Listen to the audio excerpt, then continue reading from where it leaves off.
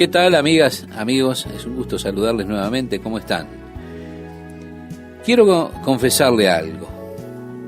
Antes de seguir adelante con nuestro estudio, quiero decirle que toda la Biblia, o de toda la Biblia, de todos los pasajes bíblicos, este es el que más me cuesta entender. Yo no pretendo, evidentemente, tener un entendimiento completo de los capítulos 40 al 48 de Ezequiel. De hecho, yo tengo grandes dificultades con estos pasajes, más que con cualquier otra sección de la Biblia. Ahora, como personalmente carezco de entendimiento de esta sección, me resulta extremadamente difícil poder ministrar en cuanto a esta sección en particular de las Escrituras. Estoy deseando llegar al profeta Daniel, porque ese sí lo comprendo. Ahora, Ezequiel hasta este momento de este libro, yo tengo, así lo siento, una muy buena comprensión, bastante entendimiento, pero cuando comenzamos con el capítulo 40 y hasta el final, créame, estoy realmente complicado. No lo comprendo totalmente. Desde la descripción de este templo, que será un templo construido durante esa era del reino que tendrá lugar con el regreso a la tierra de Jesucristo, este no será el templo que se habrá de reconstruir en el futuro cercano, después de ese pacto que hará el anticristo con el pueblo judío. No, este templo es algo que es todavía futuro. Yo creo que usted note básicamente que es cuadrado, las paredes externas de este templo son de 500 codos de largo, 500 codos de ancho. Este es el edificio mismo. Fuera de él está la pared que tiene 500 cañas. Ahora, para ayudarnos a entender, hablamos de codos, de cañas, de otros tipos de medidas que comúnmente no nos son familiares. De acuerdo a la definición, el codo aquí es un poco más que un palmo, el codo con el que se medía. Sería el codo, el largo desde su codo hasta la punta de sus dedos. En eso consistiría. El palmo, por supuesto, es desde el dedo pulgar hasta donde comienza el antebrazo. Así que el largo, desde su codo a la punta de sus dedos, podríamos estimarlo en 45 centímetros. Más la palma, podríamos decir que nos da algo así como unos 60 y poco de centímetros. El total, podríamos decir, de todo el brazo, nos daría unos 106 centímetros. Cuando miramos este diagrama nuevamente, usted ve que esas paredes exteriores del edificio tendrían unos 305 metros, lo que significa que es un edificio de muy buen tamaño, que abarca prácticamente una hectárea en el perímetro del edificio. Usted después nota ese patio interior, que es de unos 100 codos, lo cual significa que serían unos 45 metros. Nuevamente usted comienza a medir o a obtener las medidas de este edificio. Es muy grande, a la verdad. El patio interior aquí tiene unos cuantos metros cuadrados. Así que esto le ayuda entonces para tener una idea general del tamaño que tendrá este edificio. Es bastante grande. Es decir, ese nuevo templo que se ha de construir es bastante grande. Sumado al muro que tiene a su alrededor unas 500 cañas, una caña son 5 de esos codos, es decir, 2,25 metros aproximadamente. Así que el muro alrededor, estaríamos hablando de unos 1,000 y tantos metros. Ahora, En la actualidad, en Jerusalén, no hay un área con esta medida, con esta capacidad para construir. Y estamos hablando especialmente del monte del templo. El monte del templo que fue sumamente ampliado por el rey Herodes, no tiene ni cerca de 1.600 metros cuadrados libres para construir. De hecho, toda la antigua ciudad de Jerusalén no tiene un espacio de este tamaño libre para construir. Así que cuando Jesús regrese, y antes del regreso de Jesucristo, tendremos muchos eventos cataclísmicos. El libro de Apocalipsis, por ejemplo, describe un gran terremoto que ha de sacudir la ciudad de Jerusalén y que 1/10 parte de la ciudad quedará destruida. Esto, más los otros eventos cataclísmicos que se describen en el libro de Apocalipsis, son tremendos. La situación actual de Jerusalén, con ese terremoto, por supuesto, cuando Cristo regrese, habrá un gran cataclismo. El Monte de los Olivos se ha de partir al medio, ha de surgir un nuevo valle. Sin duda, con el nuevo valle que se formará, ocurrirá ese gran movimiento de tierra. Surgirá una nueva montaña. Esa montaña será llamada Monte Sión. Será muy alta a la vista desde toda la tierra, que pueda alcanzar con la mirada ese lugar. De acuerdo a las profecías que tenemos en Isaías y Jeremías, será así. Y así que el nuevo templo ha de ser construido entonces sobre ese monte Sión. De esta forma, la gran área que se dedique para el templo, cuando usted ve el diagrama de las construcciones mismas, será propicio para esta edificación. De esta forma, cuando usted avanza en el libro de Ezequiel, a partir del capítulo 40, nos dice que Ezequiel es llevado por el Espíritu y se le muestra este nuevo templo de Dios que se levantará en ese periodo aún futuro. En el año 25 de nuestro cautiverio, decía el profeta, al principio del año, a los 10 días del mes, a los 14 años, después que la ciudad fue conquistada, en aquel mismo día vino sobre mí la mano de Jehová y me llevó allá.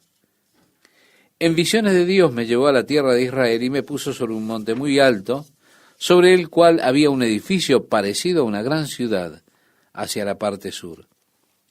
Así que hay una nueva gran montaña que surgirá allí en Israel, en el área de Jerusalén. Dice, me llevó allí, y he aquí un varón cuyo aspecto era como aspecto de bronce, y tenía un cordel de lino en su mano y una caña de medir, y él estaba a la puerta. Y me habló aquel varón diciendo, hijo de hombre, mira con tus ojos, y oye con tus oídos, y pon tu corazón a todas las cosas que te muestro, porque para que yo te las mostrase, has sido traído aquí. Así que él conoce al hombre que se presenta a sí mismo y dice, ahora presta mucha atención a todas estas cosas que voy a mostrarte, porque con este propósito has sido traído aquí. Le dice, cuenta todo lo que ves a la casa de Israel. Por eso en estos pasajes con los que estamos tratando, que tienen que ver con la era del reino y con la casa de Israel, tenemos que darnos cuenta que no estamos tratando con la iglesia. Realmente este templo habrá de ser construido y su adoración no tiene relación con la iglesia, sino que tiene relación con Israel en la era del reino. Reitero, esto debe relacionarse con la casa de Israel. Dice el profeta, y he aquí un muro fuera de la casa, y la caña de medir que aquel varón tenía en la mano era de 6 codos de a codo y palmo menor. Midió el espesor del muro de una caña y la altura de otra caña. Después vino la puerta que mira hacia el oriente y subió por sus gradas y midió un poste de la puerta de una caña de ancho y el otro poste de otra caña de ancho. Hay 7 pasos que llevan hacia la puerta, estimado oyente. La puerta misma se ve como un corredor, porque de ambos lados usted tiene esas habitaciones que van a lo largo. Luego está el área conocida como la calzada, como un arco también, un área cubierta que está en la calzada allí. Se describe el porche, los arcos, las diferentes esculturas de los querubines que están sobre los arcos y sobre los postes. Ahora, yo no voy a intentar detenerme en eso y proponérselo a usted. Está muy elaborado, por lo tanto, yo le dejo esa oportunidad para usted, si usted lo desea, por supuesto. Tener estas cosas en su mente lo mejor que usted pueda. Así que sígalo, léalo y vea si usted puede más o menos imaginarse cómo es todo eso o cómo será todo eso. Después usted tiene la habitación interior en el versículo 27 hacia el sur. Allí usted notará que hay puertas que están de los tres lados, tanto en el área exterior, luego en tres puertas más correspondientes con las puertas exteriores en el área interior allí. Esos escalones entrando al área exterior son 7 escalones hacia arriba. Entrando en el área interior hay 8 escalones. Así que usted viene de un plano inferior y va subiendo hasta llegar a un plano superior. Luego vemos la casa del templo, que está aún en un nivel superior. Es decir, vemos que todo va subiendo. Ahora, usted tiene esas 3 puertas. Y también tiene que notar que no hay puerta hacia el oeste. Pero sí hay puertas hacia el este, hacia el norte y hacia el sur. Reitero, ninguna hacia el oeste. Por eso usted puede entrar por estas puertas y puede entrar hacia la cámara exterior, luego por los escalones puede llegar al patio interior. Solo un cierto grupo de personas estaban autorizadas a entrar en el patio interior, aquellos que ellos mismos hacían los sacrificios. Bien, usted encontrará el altar de las ofrendas quemadas en medio de ese patio interior. Luego, en el lado oeste, usted encuentra la casa del templo misma y el lugar santo dentro de la casa del templo. El lugar santo es de 20 por 20, es decir, 20 codos por 20 codos. Un área de unos 12 metros cuadrados aproximadamente. Cuando entramos en esas medidas, usted encontrará que ellas están, muchas de ellas, en múltiplos de 12, de lo cual estoy seguro que esto tiene mucho significado. Pero, ¿cuál es el significado? Yo no se lo puedo decir con seguridad porque no lo puedo saber con certeza. Sí, hay muchas cosas que las personas pueden interpretar de todo esto, pero yo prefiero no interpretar las cosas. Prefiero leerlo como está, simplemente así. Eso que yo entiendo, se lo digo a usted. Lo que no entiendo, solo le haré saber que yo no lo entiendo. Pero lo que sí he notado, que hay muchos múltiplos de 12. Así que en el capítulo 41 vemos que él continúa describiendo el templo, describe los postes y todo lo demás. Cuando llegamos al versículo 4, llegamos a la casa del templo mismo, el lugar santo que tenía 20 codos delante del templo, y me dijo, este es el lugar santísimo. La casa del templo misma es de 20 codos por 40 codos, es decir, unos 12 por 24 metros. Es una buena medida para una habitación, ¿verdad? Él describe en los versículos 18 y 19 los querubines tallados, las palmeras, todo lo demás, que está sobre las puertas de la casa interior y sobre los muros, todas esas esculturas de los querubines y las palmas. Y dice, el templo y el santuario tenían 2 puertas, y en cada puerta había 2 hojas que giraban, 2 hojas en una puerta y otras 2 en la otra. En otras palabras, eran puertas dobles, como las que tenemos en nuestros días. Y las puertas se abrían así como lo hacen las que nosotros conocemos. Agrega, me trajo luego al atrio exterior norte y me llevó a la cámara que estaba delante del espacio abierto que quedaba enfrente del edificio hacia el norte. Es decir, ese espacio abierto es el área, usted lo notará, que rodea la casa del templo mismo. Él comienza a describir para él este espacio abierto que había en la casa del templo. En el versículo 13 leemos: en las cuales los sacerdotes que se acercan a Jehová comerán las santas ofrendas. Así que, vea usted, esa pequeña cámara está allí para los sacerdotes. Hay 4 de ellas, de esos espacios abiertos, donde los sacerdotes comen delante del Señor la porción de los sacrificios que le corresponden. Allí pondrán, decía el profeta, las ofrendas santas, la ofrenda y la expiación y el sacrificio por el pecado, porque el lugar es santo.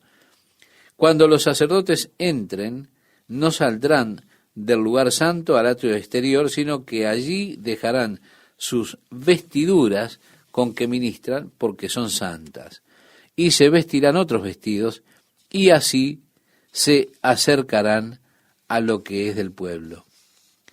Es decir, hay túnicas especiales para los sacerdotes cuando ellos están ministrando, y ellos no deben vestir estas vestiduras fuera de ese lugar.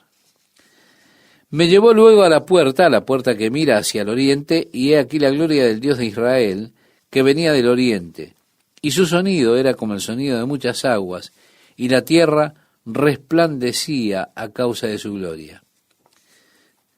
¿Qué tenemos aquí? Tenemos el retorno de la gloria de Dios a Israel. Anteriormente, Ezequiel tuvo una visión en la cual la gloria de Dios abandonaba el templo y vio gradualmente cómo dejaba el templo. Se estableció sobre la puerta hacia el este, luego ascendió, y la gloria de Dios fue removida de Israel. Ahora encontramos la gloria de Dios regresando nuevamente a Israel. Incluso cuando la gloria de Dios partió por la puerta del este, así la gloria de Dios regresa por la puerta del este. Y su voz fue como el sonido de muchas aguas. En Apocalipsis, en el capítulo 1, cuando describe Juan a Jesucristo en su gloria, él declara precisamente que su voz era como el sonido de muchas aguas. Así que yo asumiría que esta referencia aquí en Ezequiel es una referencia al regreso de Jesucristo en gloria. Como decía el Evangelio de Lucas en el capítulo 21, verso 27, entonces verán al Hijo del Hombre viniendo en las nubes con gran gloria. Él pondrá su pie en ese día sobre el monte de los olivos, el cual se partirá al medio y formará un valle desde el este al oeste, precisamente en ese momento en el cual el monte sea dividido.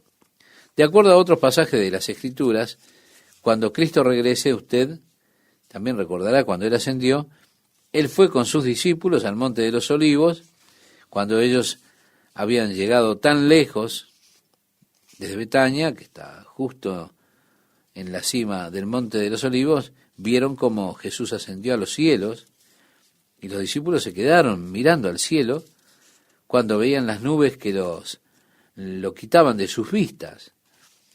Y en ese momento 2 hombres se pararon junto a ellos con apariencia brillante, es decir, ángeles de Dios, y dijeron: varones galileos, ¿por qué estáis mirando al cielo? Este mismo Jesús, que ha sido tomado de vosotros al cielo, así vendrá como le habéis visto ir al cielo.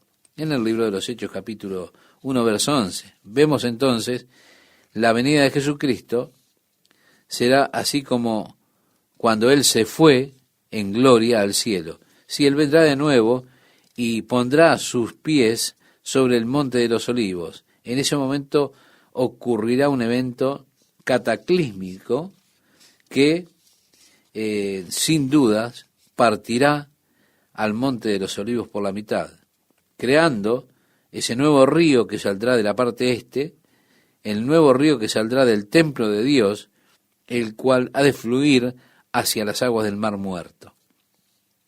Nosotros vamos a llegar a esto un poco más adelante. Pero esto es solo parte de ese gran cambio geológico estructural que ha de tener lugar precisamente cuando el monte de los olivos se parta y cuando la ciudad sea sacudida y todo sea preparado para el regreso de Jesucristo, mejor dicho, para el establecimiento de su reino. El profeta dice, y la tierra resplandecía a causa de su gloria. Sí, cuando Cristo regrese, ocurrirá como dice allí en el versículo 2, cuando Él regrese rodeado por los seres angelicales, los querubines, los santos.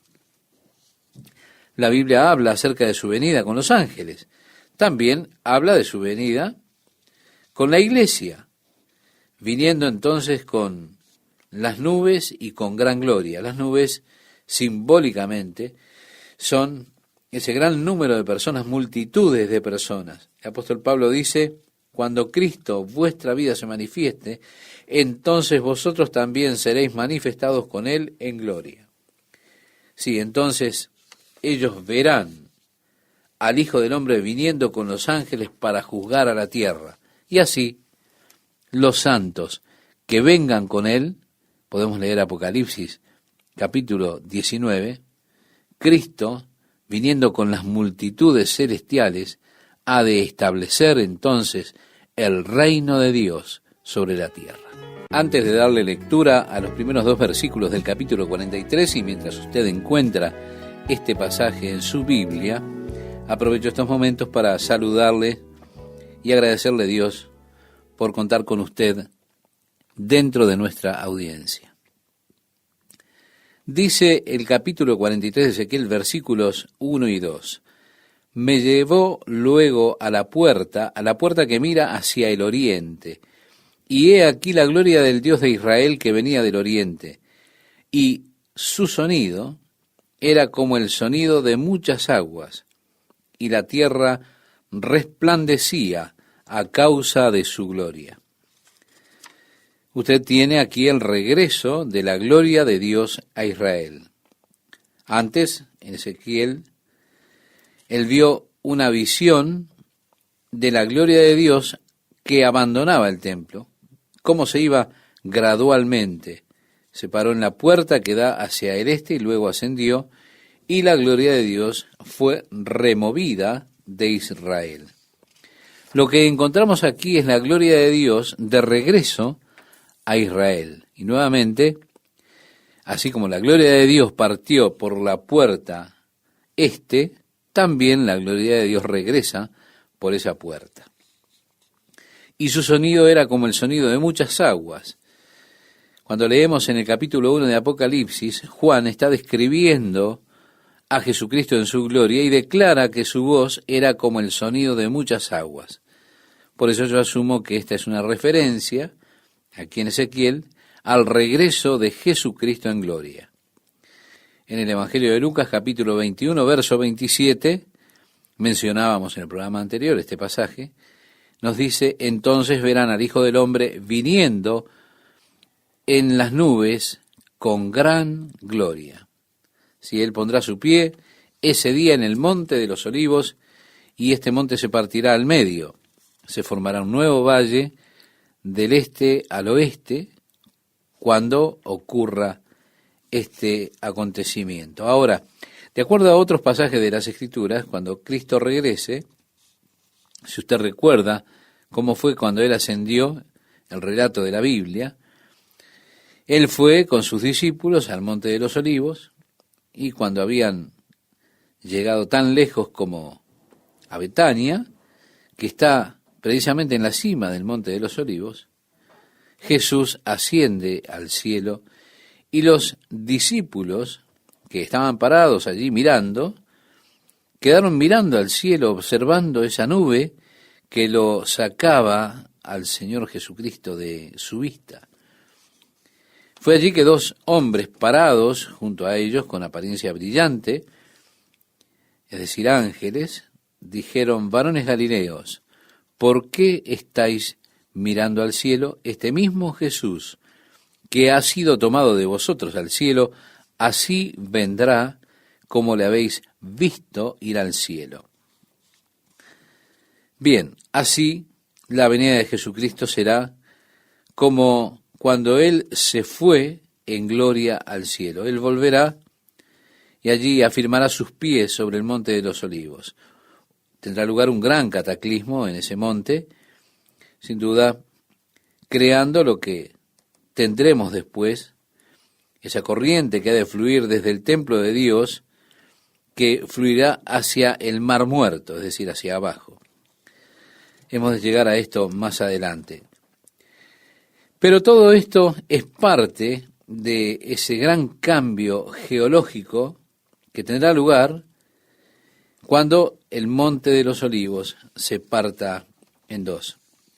Y cuando la ciudad sea fuertemente sacudida, será la preparación para el regreso de Jesucristo, mejor dicho, para el establecimiento del reino de Jesucristo sobre la tierra. Y la tierra resplandecía a causa de su gloria, hemos leído. Es decir, esto ocurrirá cuando Cristo regrese, como hemos descrito momentos antes. Cuando Él regrese, rodeado, por supuesto, con los seres angelicales, los querubines y todas las jerarquías celestiales. La Biblia habla acerca de su venida con los ángeles, pero también habla acerca de su regreso con los santos, es decir, con la iglesia. Él estará viniendo en las nubes con gran gloria. Simbólicamente, las nubes tienen que ver con esa multitud de personas, de seres que lo acompañarán.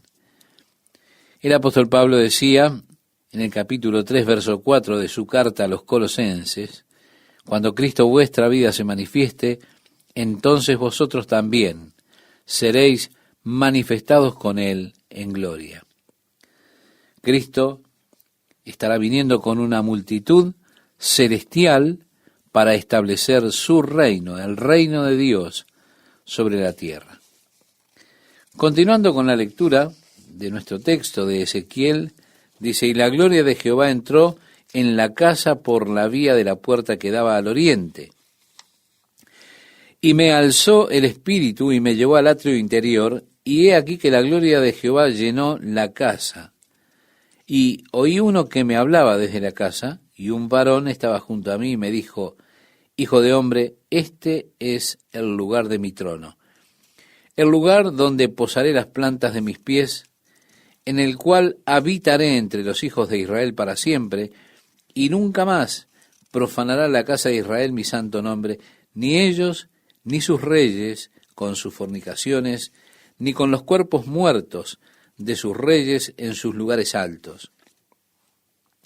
Porque poniendo ellos su umbral junto a mi umbral, y su contrafuerte junto a mi contrafuerte, mediando solo una pared entre mí y ellos, han contaminado mi santo nombre con sus abominaciones que hicieron. Por tanto, los consumí en mi furor. Ahora arrojarán lejos de mí sus fornicaciones y los cuerpos muertos de sus reyes, y habitaré en medio de ellos para siempre. Tenemos la declaración entonces del regreso de Dios, el regreso del reino de Dios para habitar en medio del pueblo. Ezequiel es el profeta a quien se le encomienda mostrarle estas cosas a la casa de Israel.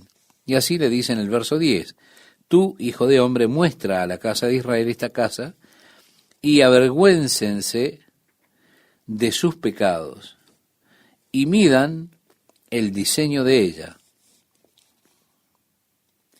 Bien, en el versículo 13 se nos da la medida del altar. Tenemos el altar allí en el centro de todo el edificio, y este altar es de muy buen tamaño.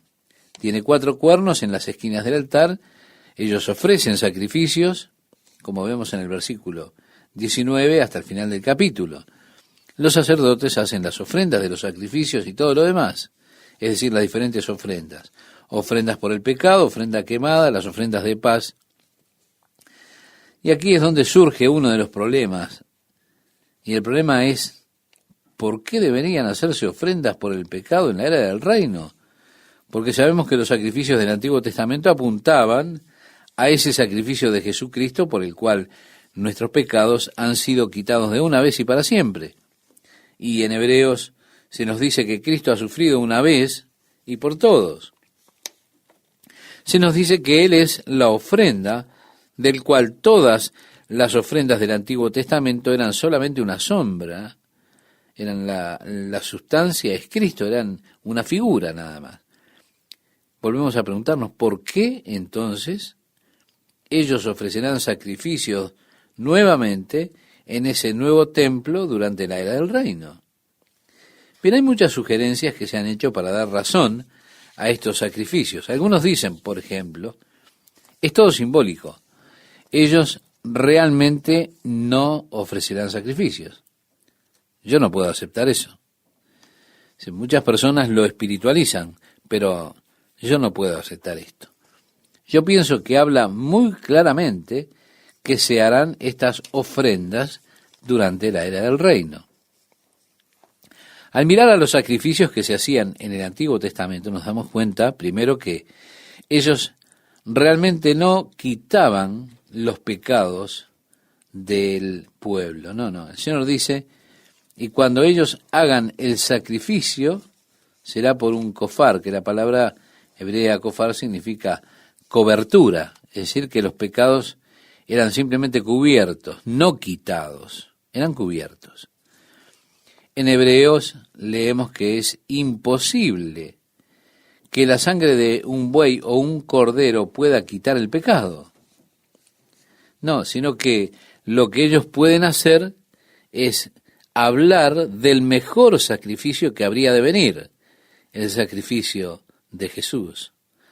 Así que los sacrificios del Antiguo Testamento no tenían la capacidad de quitar los pecados, simplemente testificaban de aquel sacrificio que habría de acontecer, por el cual los pecados habrían de ser quitados de una vez y para siempre. Yo creo que la única explicación que se puede dar a los sacrificios en el templo en la era del reino es que esos sacrificios serán sacrificios recordatorios, es decir, mirando hacia atrás a lo que Cristo ha hecho. Recuerde cuando Jesús tomó pan, lo partió y lo entregó a sus discípulos, dijo, tomad, comed, este es mi cuerpo, que por vosotros he partido. Él también tomó la copa luego de la cena y dijo, tomad, bebed, esta es la sangre del nuevo pacto, que es derramada en remisión por los pecados. Y agregó, cada vez que coman este pan y beban esta copa, la muerte del Señor anunciáis hasta que Él venga. Dijo, haced esto en memoria de mí. Y así como nosotros tenemos este tiempo de comunión, en el cual partimos el pan y bebemos la copa en memoria de lo que Jesús ya hizo cuando murió por nuestros pecados, pienso que los sacrificios que serán reinstitucionalizados en la era del reino, ellos no serán hechos con el propósito de quitar los pecados, sino que serán una ofrenda en memoria, es decir, sacrificios por los cuales recordaremos el sacrificio de Jesús por el cual los pecados han sido quitados. Estaremos mirando hacia atrás a la cruz y los sacrificios que se hicieron allí fueron hechos por Jesucristo. Las ofrendas por el pecado realizándose en la era del reino, eso para mí, leyéndolo como lo dice y buscando comprenderlo, es la única forma que, reitero, personalmente lo puedo entender, tienen la razón de ser sacrificios por el pecado en esos días. Cuando llegamos al capítulo 44, llegamos a una profecía que muchas veces se interpreta mal.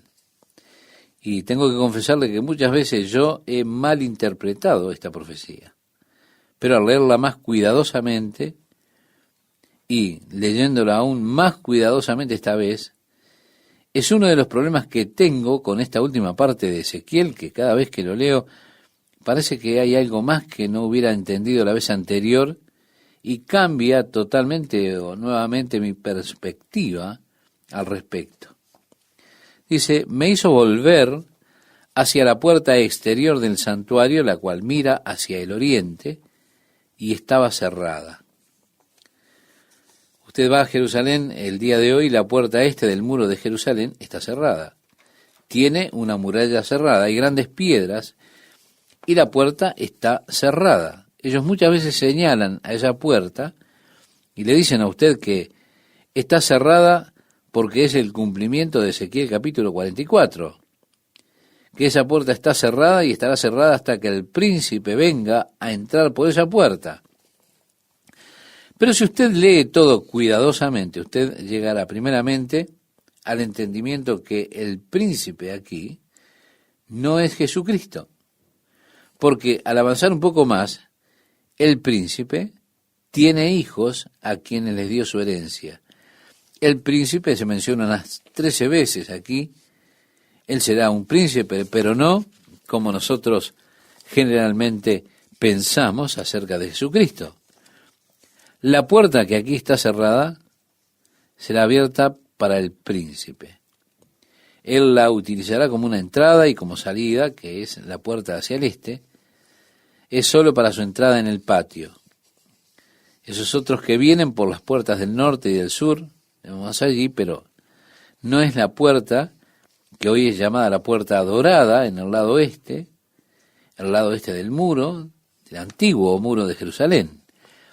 La razón por la que la puerta está cerrada y amurallada es que alguien malinterpretó esta profecía mucho tiempo atrás acerca del príncipe o el Mesías que vendría a través de la puerta del este. Ellos pensaron que impedirían su venida sellando esa puerta que está hacia el este. Reitero, al leer esto más cuidadosamente, encuentro que esta es la puerta del santuario. Estará en ese nuevo templo y es la puerta hacia el santuario mismo.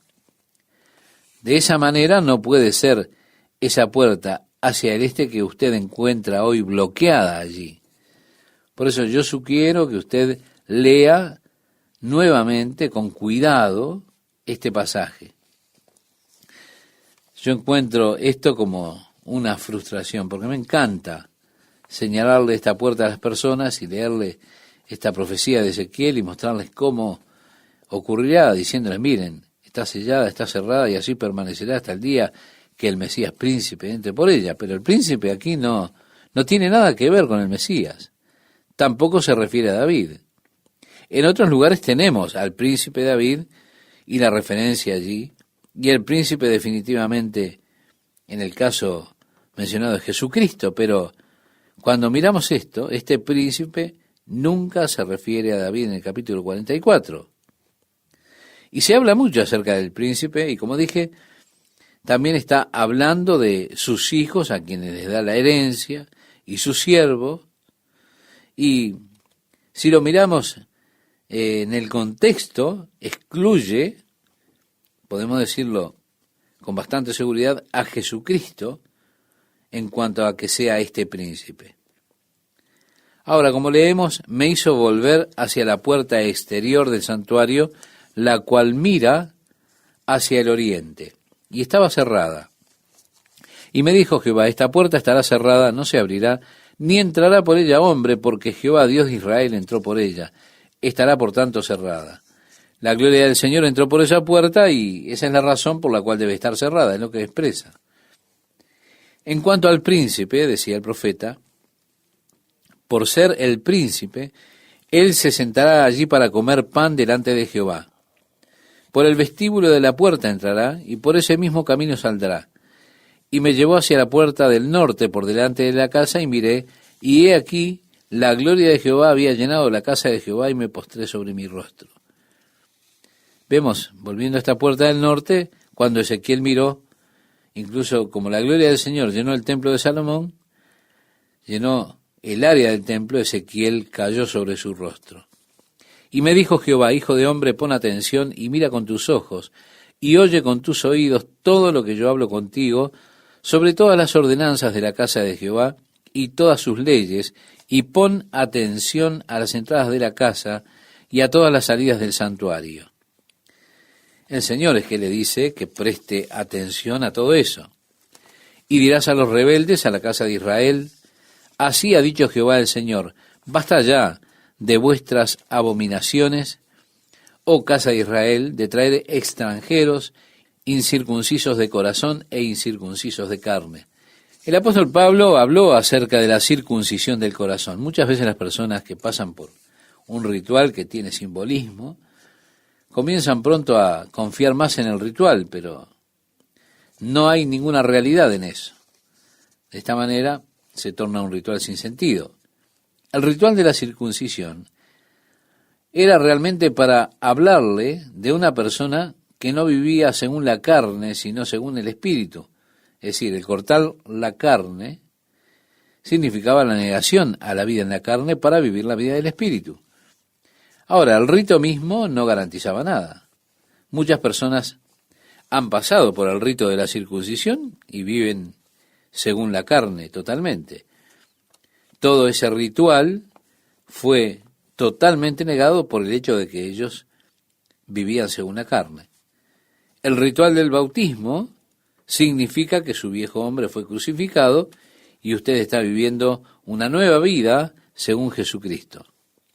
Es decir, el viejo hombre, según la carne, está muerto. Fue enterrado en las aguas del bautismo. Y ahora usted tiene una nueva vida en el espíritu. Pero el ritual no tiene ningún sentido si después del bautismo usted sigue viviendo según la carne, la vieja vida en los deseos de la carne, según la naturaleza del viejo hombre.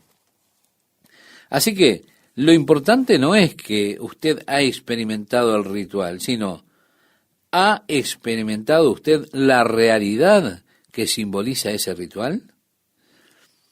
Así que él habla aquí de la circuncisión del corazón. El apóstol Pablo habló de esto en el libro a los romanos, en la carta a los romanos, mostrando a los judíos que el rito de la circuncisión era totalmente negado por el hecho de que ellos aún estaban viviendo en la carne, porque lo que Dios quiere es la circuncisión del corazón, no de la carne. Lo que cuenta es la circuncisión del corazón. Esto es lo que sucede en su corazón, lo que realmente le importa a Dios, no lo que usted haya hecho con rituales externos. Y allí es donde las personas el día de hoy confían en rituales y se exponen a grandes peligros porque puede ser algo totalmente sin sentido por lo que han pasado. La iglesia tiene muchos rituales que también se vuelven sin sentido a menos que allí esté la correspondiente realidad en la vida del que lo practica. El ritual no significa nada, reitero, separado de la realidad que sucede en su vida. Así que usted dice, bueno, yo tomo la comunión, yo soy bautizado. Son rituales maravillosos, sin duda. Son muy significativos, pero lo son si la verdad está actualizada con su propia experiencia. Ahora, hay muchas personas que intentan, en el hecho de que han tomado la comunión, decir, sí, mis pecados son lavados, o he sido bautizado, así que soy una nueva criatura, pero debe haber la correspondiente realidad en la vida. Así que Dios habla contra esos que han venido delante de Él incircuncisos de corazón y vienen todavía viviendo su vida en la carne. Así que en el futuro templo no se permitirá nada que sea profanación en ese lugar. ¿Qué tal, amigas, amigos? ¿Cómo están? Algo interesante para mí es llegar a este versículo 17. Allí dice, y cuando entren por las puertas del atrio interior, se vestirán vestiduras de lino, no llevarán sobre ellos cosa de lana, cuando ministren en las puertas del atrio interior y dentro de la casa. Así que una vez que ellos entran a ese atrio interior, que es el área donde los sacerdotes ministran al Señor, la ofrenda, los sacrificios, todo lo demás, solamente tenían que vestir vestiduras de lino y no tenían que llevar nada de lana. Y agrega, turbantes de lino tendrán sobre sus cabezas y calzoncillos de lino sobre sus lomos, no se ceñirán cosa que los haga sudar. Reitero, esto para mí es extremadamente interesante. Dios realmente no quiere que usted transpire cuando lo está sirviendo a Él. Porque la transpiración muchas veces es señal de falta de inspiración. Cuando usted no tiene inspiración, muchas veces usted necesita la transpiración en su cuerpo. Ahora, Jesús dice, mi yugo es fácil, mi carga es ligera. Lo leemos en el Evangelio de Mateo, capítulo 11, verso 30. Una cosa que Dios nunca quiere es un hombre quejándose por servir a Dios, por lo que le da a Dios. Por eso que el Nuevo Testamento nos enseña que usted tiene que determinar en su propio corazón qué es lo que usted ha de dar. Nadie debe presionarlo a ofrendar, sino que cada hombre debe determinar en su propio corazón aquello que le entregará el Señor y luego él deberá entregarlo a Dios con su corazón gozoso, con un espíritu alegre. ¿Por qué? Porque Dios ama al dador alegre. Dios quiere que usted esté alegre en todo lo que usted le da a Él. No quiere que usted le dé nada de mala ganas o quejándose por lo que le da. Por consiguiente, si usted no puede dar a Dios con alegría, mejor no dé nada. Especialmente si usted se está quejando o lo hace de mala gana cuando le ha dado algo a Dios. Porque eso es un insulto a Dios. Nosotros estaremos felices de recibir lo que usted quiera entregarle a Dios, pero nosotros no hemos de tomar nada de usted, no queremos nada de usted. Si usted quiere darle algo a Dios, nosotros con gusto lo recibiremos, pero es algo que usted decide, es algo que usted ha puesto en su corazón. Nunca hemos de presionar a entregar nada, porque es un asunto entre usted y Dios. Cuando usted lo da a Dios, délo con alegría, gozoso ante Dios. El Señor acepta eso y lo bendecirá por ello. Pero Dios no quiere que usted salga de aquí diciendo, ahora no sé lo que voy a hacer, le he dado tanto a Dios. Dios no puede soportar eso, Él no quiere esa clase de entregas. Tampoco quiere un servicio forzado, es decir, donde nos encontramos bajo presión. No, yo estoy transpirando para servir a Dios. Así que es muy significativo para mí que ellos debieran vestir solamente vestiduras de lino y no vistieran de lana que los hiciera sudar. Cuando ellos salían al pueblo, entonces debían cambiarse las vestimentas y las vestimentas que utilizaban para ministrar debían dejarlas en el atrio santo. Y agrega, y no se raparán su cabeza, ni dejarán crecer su cabello, sino que lo recortarán solamente. Ninguno de los sacerdotes beberá vino cuando haya de entrar en el atrio interior. Vemos nuevamente, Dios no quiere servicio bajo ningún estímulo falso. Recordemos, cuando el tabernáculo fue levantado por primera vez allí en el desierto y descendió el fuego de Dios, encendió el carbón del altar, se consumió el sacrificio, fue un momento emocionante porque hubo una combustión espontánea. Ellos colocaron el sacrificio sobre el altar, estaban listos para instituir todo cuando el fuego de Dios subió sobre el tabernáculo. Y todo el pueblo cayó sobre sus rostros cuando vieron eso. Fue un momento glorioso, emocionante. Dios manifestando su presencia al medio del pueblo. 2 de los hijos de Aarón tomaron sus incensarios y colocaron incienso en ellos y se fueron para ofrecer incienso delante del Señor. Pero ellos encendieron sus incensarios con fuego que Dios llamó fuego extraño. Y el fuego salió del altar y los hijos de Aarón murieron, fueron consumidos por el fuego que salió del altar. Luego el Señor lo instruye a Moisés y le dice, dile a Aarón y sus hijos que ellos no beberán vino cuando vengan a ofrecer delante del Señor el sacrificio o cuando ellos vengan delante del Señor para servir. No beber vino porque Dios no quiere un servicio que surja de ninguna clase de estímulo falso. Dios quiere que tengamos una mente totalmente clara, que podamos decir, yo sé lo que estoy haciendo.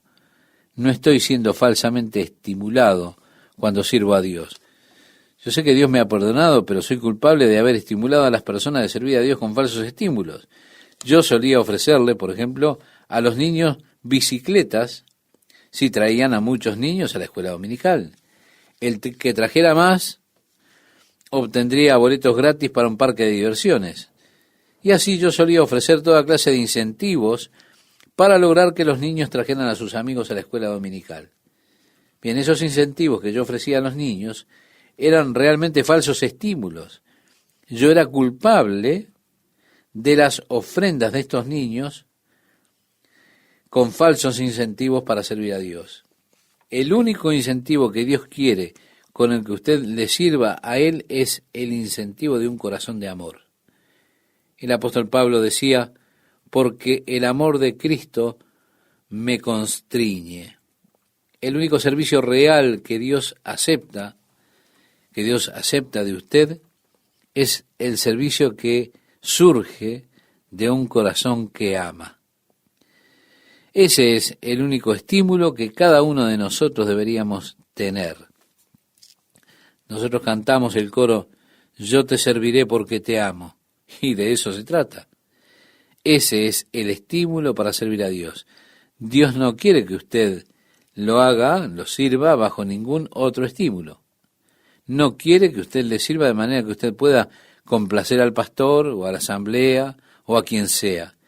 Él quiere que usted le sirva a Él porque usted lo ama a Él.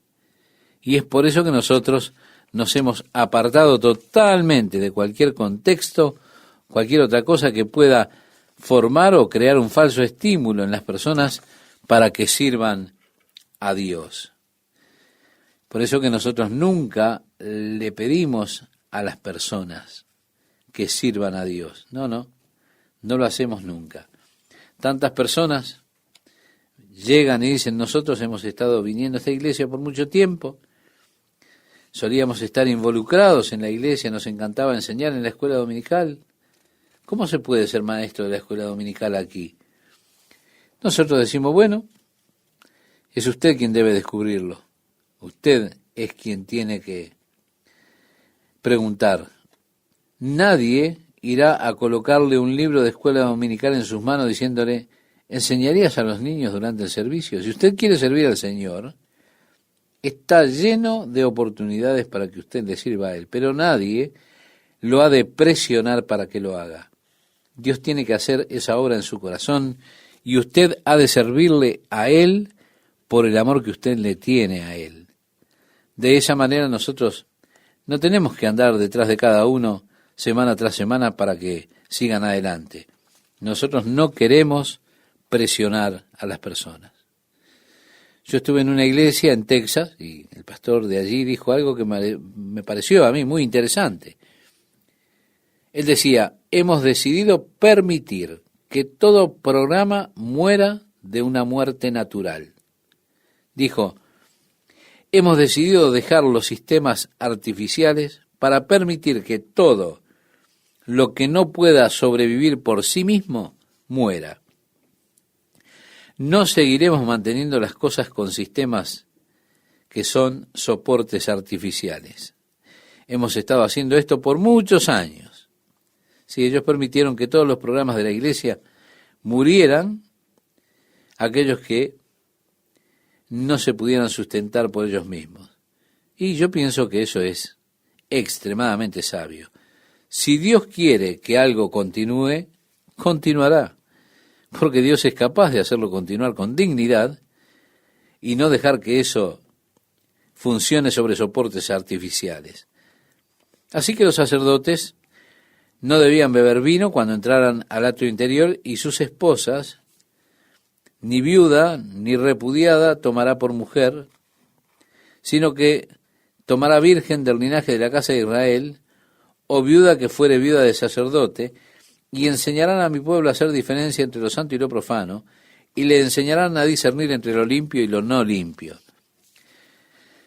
En los casos de pleito, ellos estarán para juzgar, conforme a mis juicios juzgarán, y mis leyes y mis decretos guardarán en todas mis fiestas solemnes, y santificarán mis días de reposo.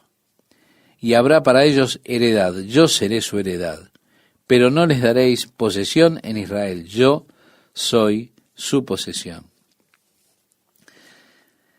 Ahora, en el capítulo 45, él describe aquí el largo y toda la tierra misma.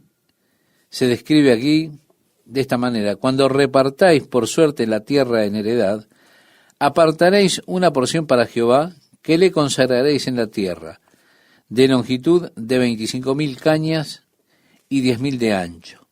Esto será santificado en todo su territorio alrededor. De esto será para el santuario 500 cañas de longitud y 500 de ancho, en cuadro alrededor, y 50 codos en derredor para sus ejidos. Y de esta medida medirás en longitud 25.000 cañas y en ancho 10.000, en lo cual estará el santuario y el lugar santísimo. Lo consagrado de esta tierra será para los sacerdotes ministros. Vemos, esta es el área que Dios estableció para aquellos sacerdotes, para aquellos ministros en la tierra, lugar para el santuario.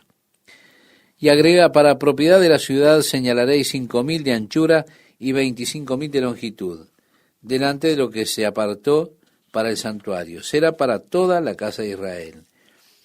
Y la parte del príncipe estará junto a lo que se apartó para el santuario, de uno y otro lado, y junto a la posesión de la ciudad, delante de lo que se apartó para el santuario, y delante de la posesión de la ciudad, desde el extremo occidental hasta el extremo oriental, y la longitud será el límite occidental hasta el límite oriental. Ahora, ¿por qué no me detengo en todo esto? Bueno, podría decirle que estoy perdido en esto, así que le digo la verdad. Hay mucho de esto que lo archivo y digo: muy bien, Señor, un día cuando vea esto quizá lo entienda, por ahora no lo entiendo. Esta es la forma en que es, simplemente así lo dice la Biblia. Ahora el Señor manda a los príncipes en el versículo 9 a dejar la violencia y la rapiña. Haced juicio y justicia, quitad vuestras imposiciones sobre mi pueblo, dice Jehová el Señor. En otras palabras, dejen de ponerles impuestos a las personas. Es algo interesante, ¿verdad? Agrega: balanzas justas, efa justo y bato justo tendréis. El efa y el bato serán de una misma medida. Es que muchas veces esos mercaderes, en aquellos días, tenían unas balanzas para vender y otras balanzas para comprar. Y usted se puede dar cuenta de lo que sucedía con esto. Tenían un juego de pesas para venderle a usted y un set de pesas para comprarle a usted. Ahora Dios dice: esas medidas debían ser iguales para aquellos que compraban que para aquellos que vendían. Él va más allá y dice las medidas y el tamaño de las medidas y demás, que habrá en esos días, cosas que realmente nosotros no podemos relacionar en este momento. De la limpieza del santuario se habla en el versículo 18, con un buey sin mancha, y cómo los sacerdotes debían tomar la sangre, colocarla sobre los postes de la casa, y sobre las 4 esquinas, y sobre los postes de las puertas en el atrio interior. Dice: así harás el 7º día del mes para los que pecaron por error y por engaño, y harás expiación por la casa. Y la fiesta de la Pascua debía ser reinstitucionalizada. Esto debe ser extremadamente interesante cuando nuevamente ellos tengan la fiesta de la Pascua, cuando celebren tantas veces, como en su historia, esos eventos fantásticos, gloriosos, que tienen lugar en la celebración de la fiesta de la Pascua. Se describe en el capítulo 46 cómo el príncipe adora en este nuevo santuario. Dice: así ha dicho Jehová el Señor: la puerta del atrio interior que mira al oriente estará cerrada los 6 días de trabajo, y el día de reposo se abrirá también el día de la luna nueva. Esta puerta en el atrio interior que usted ve aquí en su diagrama, 6 días estaba cerrada, y solo se abría el día de reposo. Y agrega, y el príncipe entrará por el camino del portal de la puerta exterior y estará en pie junto al umbral de la puerta mientras los sacerdotes ofrezcan su holocausto y sus ofrendas de paz, y adorará junto a la entrada de la puerta. Después saldrá, pero no se cerrará la puerta hasta la tarde. Asimismo, adorará el pueblo de la tierra delante de Jehová a la entrada de la puerta en los días de reposo y en las lunas nuevas. El holocausto que el príncipe ofrecerá a Jehová en el día de reposo será 6 corderos sin defecto y un carnero sin tacha. Vemos el hecho de que él está ofreciendo ofrendas quemadas ante el Señor, que son ofrendas consagradas, y es como que excluye esto de que sea Jesucristo. Y dice, por ofrenda un efa. Sí, se describen también las ofrendas que el príncipe ofrecerá. Cuando el príncipe entrará por el camino del portal de la puerta, y por el mismo camino saldrá. Y cuando el príncipe entrará por el camino del portal de la puerta, y por el mismo camino saldrá. Mas cuando el pueblo de la tierra entrare delante de Jehová en las fiestas, el que entrare por la puerta del norte saldrá por la puerta del sur, y el que entrare por la puerta del sur saldrá por la puerta del norte. No volverá por la puerta por donde entró, sino que saldrá por la de enfrente de ella. Después continúa diciendo de las ofrendas, cómo procedían con las ofrendas, o cómo habrán de proceder con las ofrendas, todo lo relacionado a ofrecerlas delante de Dios. En el capítulo 47 nos encontraremos con ese río que fluye desde la puerta oriental. Y dice así el profeta, me hizo volver luego a la entrada de la casa, y he aquí aguas que salían de debajo del umbral de la casa hacia el oriente. Porque la fachada de la casa estaba al oriente, y las aguas descendían de debajo hacia el lado derecho de la casa, al sur del altar. Ahora, desde aquí la casa de Dios, este templo, un río de agua salía y fluía hacia el oriente. También esto se describe, o se habla de ello en Zacarías, y tiene una contraparte en el libro de Apocalipsis, en el capítulo 22. Ese río en el cielo, del cual muchos de los aspectos de este son similares al otro allí. Dice, sale del trono en el templo desde la parte sur del lado oriental. Y él lo saca por la puerta del norte, por la puerta oriental, y era solo para el príncipe. Y salió el varón hacia el oriente, llevando un cordel en su mano, y midió 1000 codos, y me hizo pasar por las aguas hasta los tobillos. Midió otros 1000, y me hizo pasar por las aguas hasta las rodillas. Midió luego otros 1000, y me hizo pasar por las aguas hasta los lomos. Midió otros 1000, y era ya un río que yo no podía pasar, porque las aguas habían crecido de manera que el río no se podía pasar sino a nado.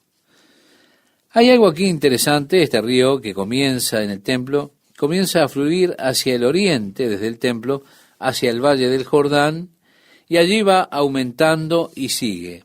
Así que este gran río que sale desde el área de Jerusalén, que se origina en el templo, lo vemos allí, aún así,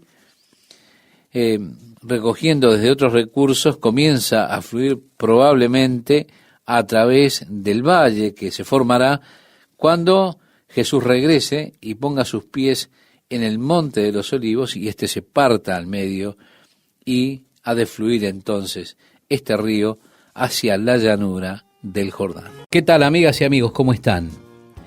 Estamos en el capítulo 47 donde encontramos este río que sale de la puerta oriental. Dice el versículo 1, me hizo volver luego a la entrada de la casa, y he aquí aguas que salían de debajo del umbral de la casa hacia el oriente, porque la fachada de la casa estaba al oriente y las aguas descendían de debajo hacia el lado derecho de la casa al sur del altar. Aquí habla desde la casa de Dios, esta casa templo, y habla de un manantial de agua que brota y comienza a fluir hacia el este. Esto también se describe, es decir, se habla de ello, en el libro del profeta Zacarías, Y tiene también otra parte o otra contraparte en el capítulo 22 de Apocalipsis, donde se menciona ese manantial celestial. Muchos aspectos de estos relatos son similares a los que están en este relato. Ahora, sale del trono que está allí, del templo, desde la parte sur al lado este, y le tomó a él de la puerta norte, porque a la puerta este fue únicamente, digamos, esta puerta destinada o diseñada para el príncipe. Dice, y midió 1000 codos y me hizo pasar por las aguas hasta los tobillos. Midió otros 1000 y me hizo pasar por las aguas hasta las rodillas. Midió luego otros 1000 y me hizo pasar por las aguas hasta los lomos. Midió otros 1000 y era ya un río que yo no podía pasar, porque las aguas habían crecido de manera que el río no se podía pasar sino a nado. Hay aquí una cosa interesante, este río que comienza en el templo a fluir hacia el este, desde el templo hacia el valle del Jordán, crece en la medida que avanza. Así que a 1000 codos de distancia, la profundidad daba hasta los talones. Es decir, cuando usted llega a 2/3 de una milla de distancia, o 3/4 partes de una milla, la profundidad ya la tenía a la altura de las rodillas. Si usted seguía otros 610 metros, se ponía profunda ya la cosa. Ahora, va otros 300 metros y ya lo tiene a la altura de la cabeza.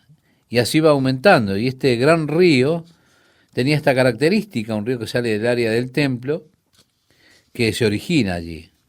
Con todo, él va recogiendo otras fuentes. Comienza a fluir probablemente a través del valle que se creó, según la profecía, cuando el monte de los olivos se ha de partir a la mitad, y allí entonces comienza a fluir hacia la planicie del Jordán. Desde el versículo 10 leemos, y me dijo, ¿has visto, hijo de hombre? Después me llevó y me hizo volver por la ribera del río, y volviendo yo, vi que en la ribera del río había muchísimos árboles a uno y otro lado. Y me dijo, estas aguas salen a la región del oriente y descenderán al Arabá y entrarán en el mar, y entradas en el mar recibirán sanidad las aguas. Y toda alma viviente que nadare por donde quiera que entrar en estos dos ríos vivirá. Y habrá muchísimos peces por haber entrado allá esta agua, y recibirán sanidad.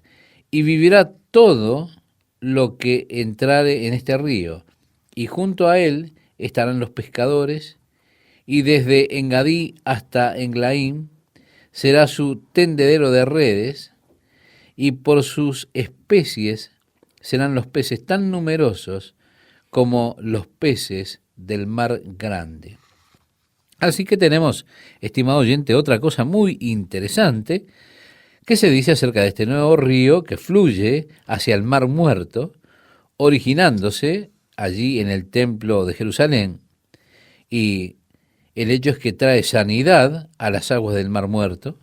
Por eso el Mar Muerto ya no será más un mar muerto, sino que las aguas tendrán toda clase de peces, será un gran lugar de pesca.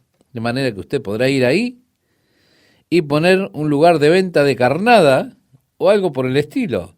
Y será sin duda un hombre exitoso en el período del reino, porque allí estarán pescando desde Engadí hasta Eneglaim.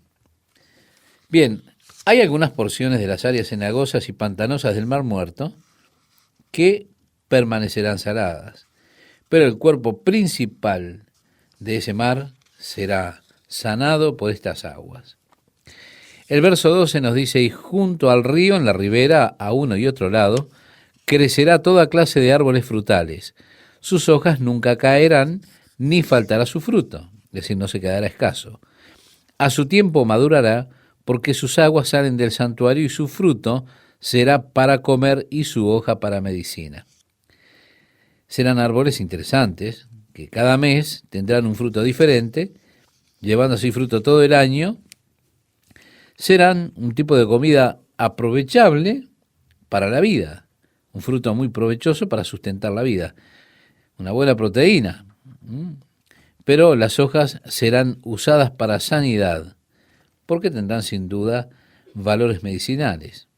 Así que vemos estos árboles.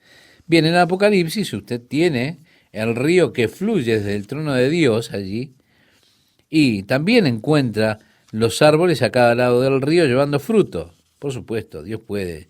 Usted dice, bueno, no sé, no he oído nunca de un árbol como ese.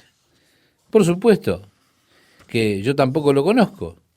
Dios no lo ha creado todavía, pero Él lo ha de hacer en la era del reino. Permítame preguntarle, ¿qué es difícil para que Dios lo haga? ¿Y qué tiene de difícil que Dios haga un árbol que tenga un fruto tan nutritivo y que lleve fruto todo el año? Amigo, usted querría sin duda tener uno de estos en su jardín, en el fondo de su casa tal vez. Y las hojas serán buenas para propósitos medicinales. Las mismas cosas son descritas en cuanto al río en el cielo, que es puro como el cristal y que sale del trono de Dios. Lo puede leer en Apocalipsis capítulo 22 y verá la correlación que tiene con este relato del profeta Ezequiel. Ahora, así como el tabernáculo en el desierto fue construido de acuerdo al modelo mostrado a Moisés en el cielo, esto probablemente es un modelo de las cosas celestiales, y este río más o menos podría ser un modelo de ese río que fluye del trono de Dios allá en el cielo, descrito en Apocalipsis capítulo 22. El Señor le da los límites de la tierra, desde Damasco en el norte y hacia el sur y al este y demás. Luego, las tribus que se dividen la tierra, y la parte norte de la tierra es dada a la tribu de Dan. El sur será para Aser, la tribu de Aser. Luego Neftalí, Manasés, Efraín, la tribu de Rubén, la tribu de Judá. En el área de Judá, por supuesto, usted tiene esa área para los sacerdotes, para el templo, esa nueva ciudad santa que será creada durante ese período, y luego esta porción es dejada de lado perpetuamente para el Señor y para los sacerdotes, y no será jamás vendida. Luego el residuo de este número de acres será para el príncipe. Luego el sur, desde allí usted tiene la tribu de Benjamín, más allá la tribu de Simeón, después la tribu de Isaacar, Zabulón, Gad, mientras se mueve hacia el área del Sinaí. Está toda esta área, por supuesto, verde, exuberante, cultivable. Es cuando la profecía se ha de cumplir, esa profecía que decía que el desierto florecerá como una rosa, que habrán estanques de aguas en el desierto y manantiales de aguas en la tierra seca. Sí, la tierra será restaurada, el mundo será restaurado realmente por el poder de Dios. Ahora, la ciudad ha de tener 12 puertas. Las puertas tendrán los nombres de las tribus de Israel. Así que 3 puertas al norte, para Rubén, Judá y Leví. En el este las puertas tendrán los nombres de José, Benjamín y Dan. Al sur las 3 puertas serán con los nombres de Simeón, Isaacar y Zabulón. Y en el oeste correspondiendo a las tribus de Gad, Aser y Neftalí. Desde el verso 35 leemos, en derredor tendrá 18.000 cañas, y el nombre de la ciudad desde aquel día será Jehová Shammah, la ciudad del Señor. Por lo tanto lleva ese hermoso nombre, Jehová Shammah, es decir, significa el Señor está allí. Así que, como he compartido con ustedes, estimados oyentes, estoy contento que estamos ya con esta porción del libro de Ezequiel. Yo no pretendo tener de esto un entendimiento cabal, un pleno entendimiento de estas cosas. En esta parte o en esta área, podría decir que conozco en parte y profetizo en parte. Pero cuando llegue esto, entonces lo que es en parte será eliminado y estaremos en lo perfecto. Hasta que el Señor traiga, evidentemente, un entendimiento más completo. No veo por qué Él necesitaría esto en este momento. Ahora, Él debería darme un entendimiento claro de esto ahora. cuando esto es verdaderamente para Israel? Yo creo que no.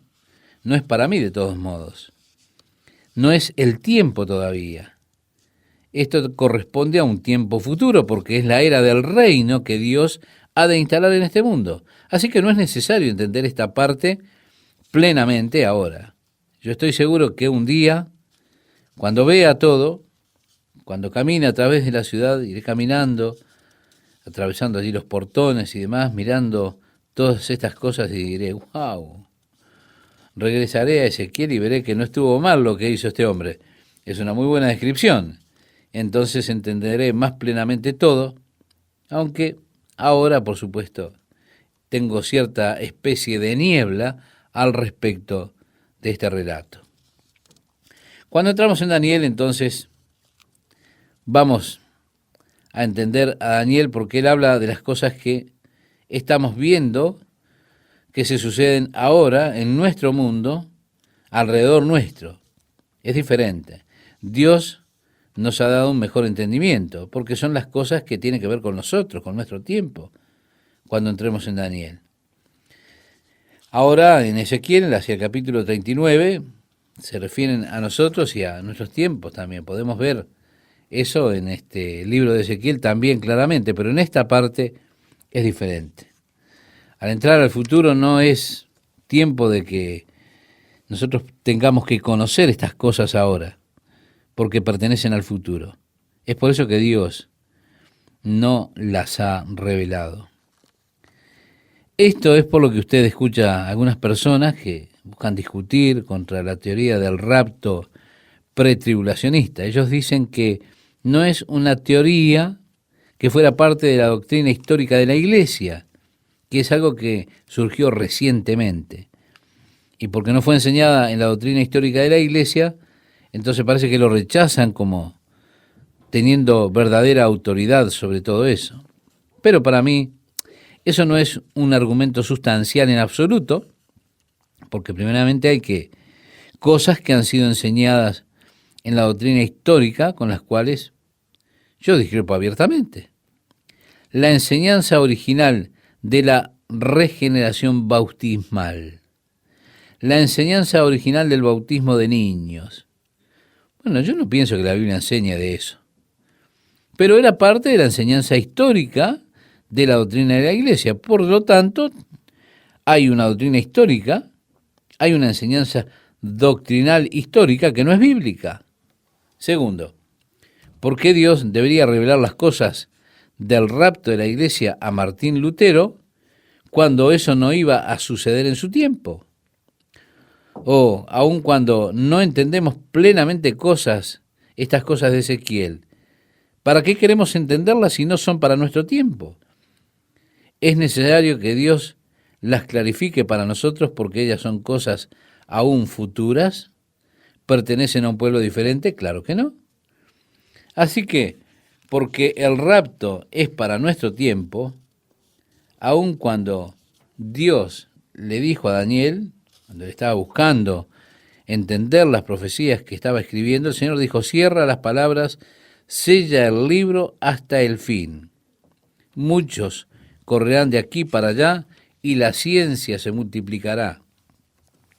En el Salmo 102, versículo 18, cuando fue escrito en cuanto al futuro, él dijo, en relación a la reunión de Israel y demás, se escribirá esto para la generación venidera.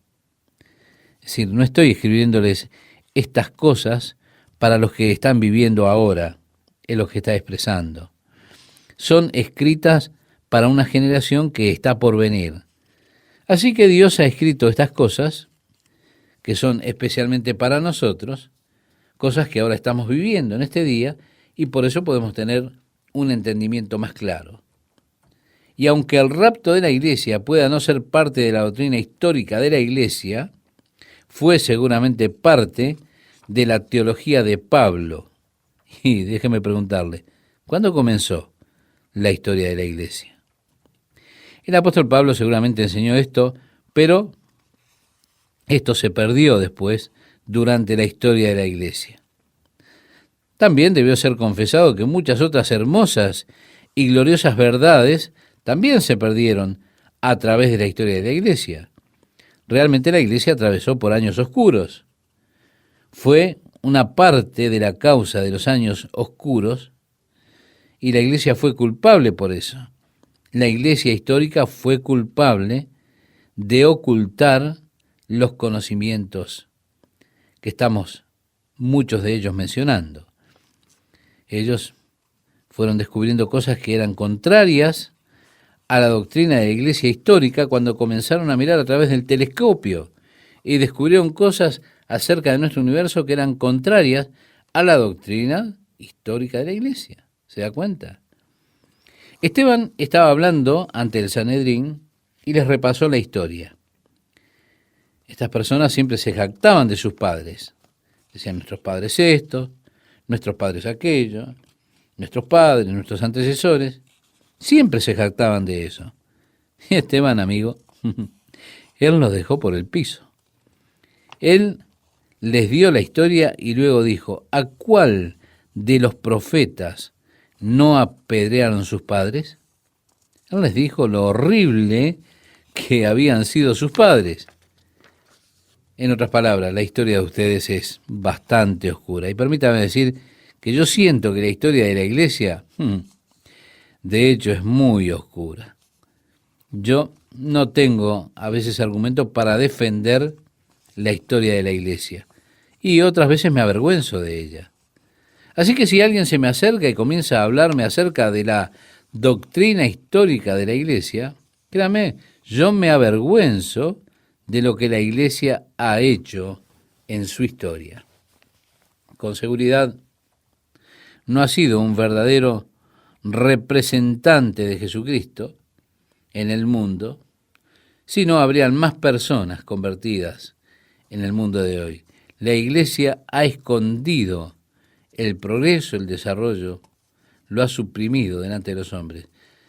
En muchos casos yo me avergüenzo de la historia de la iglesia y no intento defenderla en absoluto. Es más, me disculpo por ella. Ahora, yo no tengo que cometer los mismos errores. Tampoco soy responsable por los errores que ellos cometieron. Muchos de ustedes, chicos en el colegio, tienen un problema porque los profesores comienzan a dar cosas que han sucedido en la historia de la iglesia. Es así. Comienzan a decir cosas acerca de guerras y cómo la iglesia ha matado a tantas personas.